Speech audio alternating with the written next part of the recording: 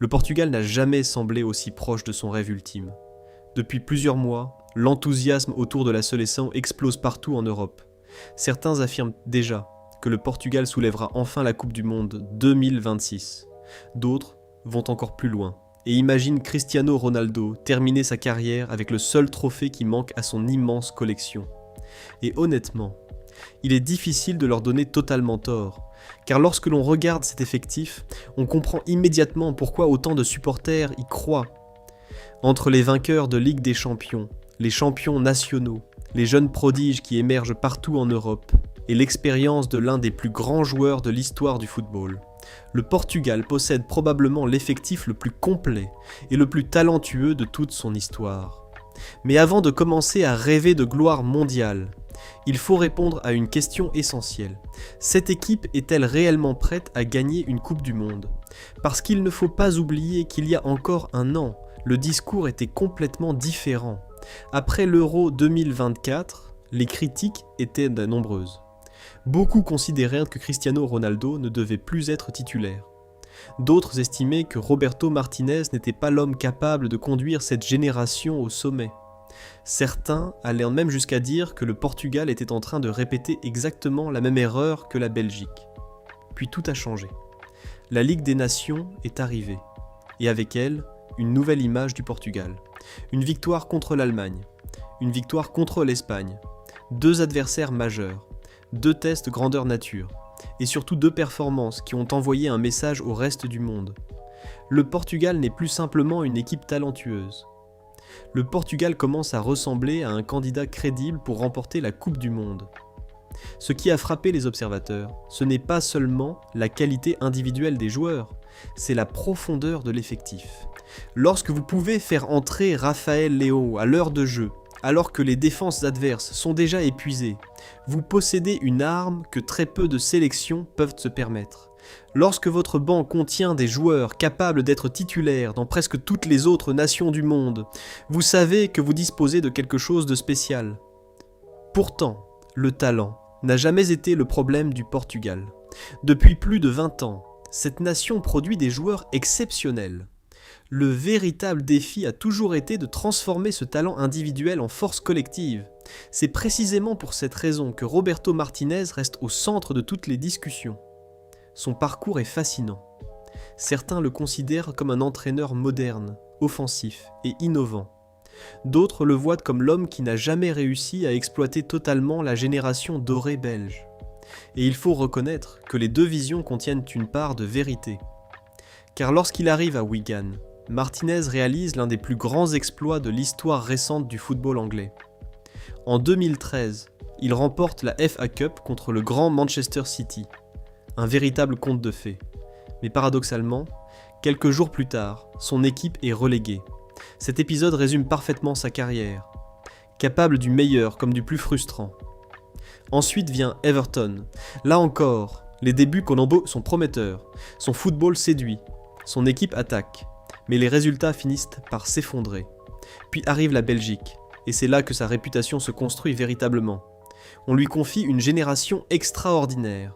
Kevin De Bruyne, Eden Hazard, Romelu Lukaku, Thibaut Courtois, Toby Alderweireld, Jan Vertonghen, Axel Witsel. Une équipe qui semblait destinée à remporter au moins un trophée majeur. Sous sa direction, la Belgique atteint la première place du classement FIFA pendant plusieurs années. Elle termine 3e de la Coupe du Monde 2018, le meilleur résultat de son histoire. Pourtant, malgré tout cela, aucun trophée n'arrive. Et c'est précisément ce qui inquiète aujourd'hui certains supporters portugais. Parce que lorsqu'une équipe possède autant de talent, seule la victoire finale compte réellement. Roberto Martinez a-t-il appris de ses erreurs ? C'est probablement la question la plus importante avant 2026. Les signes sont encourageants. Son Portugal joue différemment, plus librement, plus agressivement, plus courageusement. Les joueurs semblent-ils comprendre exactement ce qu'il attend d'eux. Mais surtout, sur Carlo Ancelotti, il a réussi quelque chose que beaucoup pensaient impossible. Il a trouvé une manière intelligente d'utiliser Cristiano Ronaldo. À 41 ans, Cristiano ne peut plus être le joueur qu'il était à 25 ans. Il ne peut plus courir partout pendant 90 minutes. Il ne peut plus porter seul une équipe pendant un tournoi entier. Mais ce qu'il peut encore faire reste exceptionnel. Marquer, décider, inspirer, guider. Et Roberto Martinez semble l'avoir compris. Au lieu de construire toute l'équipe autour de lui, il construit un collectif capable de mettre Cristiano dans les meilleures conditions possibles. Les résultats parlent d'eux-mêmes. Ronaldo continue de marquer dans les grands matchs. Il continue d'apparaître lorsque son pays a besoin de lui. Et plus important encore, il semble avoir accepté l'évolution de son rôle. C'est fondamental pour les ambitions portugaises. Car si le Portugal veut devenir champion du monde, Cristiano Ronaldo ne devra pas être l'unique héros. D'autres joueurs devront assumer leurs responsabilités. Heureusement, cette génération regorge de talent. Au milieu de terrain, le Portugal possède probablement l'un des secteurs les plus impressionnants du tournoi. Vitinha est devenu l'un des meilleurs organisateurs de jeu au monde. Son intelligence, sa qualité technique et sa capacité à contrôler le rythme d'une rencontre sont exceptionnels. João Neves représente quant à lui l'avenir du football portugais.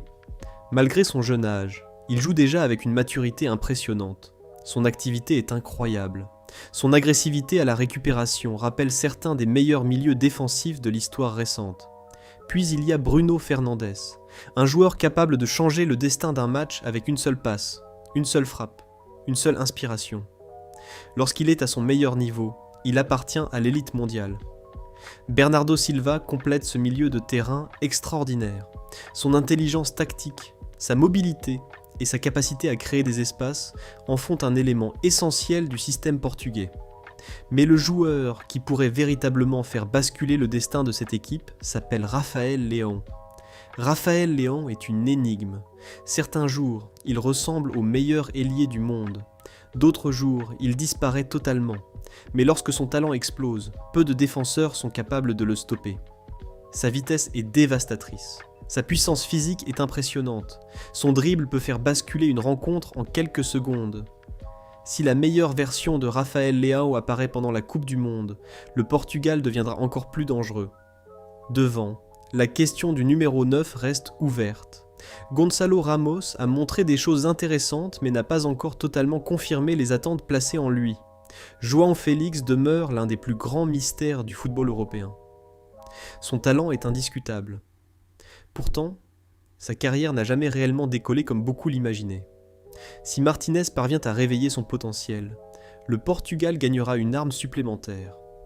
Défensivement, certains doutes subsistent. Le départ de Pepe a laissé un vide immense. Pendant près de 2 décennies, il a incarné l'âme de cette défense. Son leadership, son agressivité et son expérience étaient irremplaçables. Aujourd'hui, Rúben Dias doit assumer ce rôle.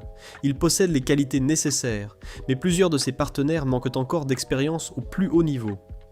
Face à des nations comme la France, l'Argentine ou le Brésil, chaque détail compte. Chaque erreur se paie immédiatement. Heureusement, les latéraux portugais figurent parmi les meilleurs du monde. Nuno Mendes réalise actuellement des performances exceptionnelles. Beaucoup le considèrent déjà comme le meilleur arrière-gauche de la planète. João Cancelo apporte quant à lui son expérience et sa créativité. Derrière eux, Diogo Costa s'impose progressivement comme l'un des gardiens les plus fiables du football international. Ses réflexes, son calme et son aisance avec le ballon représentent des atouts majeurs. Mais au-delà de la tactique, des joueurs et des statistiques, il existe un dernier obstacle, peut-être le plus difficile de tous, la pression. Historiquement, le Portugal a toujours été plus dangereux lorsqu'il était sous-estimé. En 2016, personne ne croyait à son sacre européen. En 2019, peu d'observateurs le voyaient remporter la Ligue des Nations. Même récemment, avant leur dernier titre, beaucoup les considéraient comme des outsiders. Mais cette fois, ce sera différent. Le monde entier connaît leur potentiel. Le monde entier sait à quel point cet effectif est scellé fort. Le Portugal ne pourra plus surprendre personne. Et c'est précisément ce qui rend cette Coupe du Monde si fascinante. Car pour la première fois depuis très longtemps, le Portugal arrivera avec une étiquette de favori. Pas un outsider, pas un trouble fait. Un véritable prétendant au titre mondial. La question est donc simple. Cette génération peut-elle accomplir ce qu'aucune autre génération portugaise n'a réussi à faire ? Peut-elle offrir à Cristiano Ronaldo la fin parfaite ? Parce qu'en 2026, il ne s'agira pas seulement d'une Coupe du Monde, ce sera probablement la dernière danse de Cristiano Ronaldo, le dernier chapitre d'une carrière légendaire, une dernière occasion de conquérir le seul sommet qui lui manque encore. Et si ce Portugal parvient à transformer son immense potentiel en victoire finale, alors l'histoire retiendra peut-être cette génération comme la plus grande que le pays ait jamais connue. Le talent est là, l'expérience est là, la profondeur est là, le rêve est vivant. Reste désormais à savoir si le Portugal est prêt à conquérir le monde.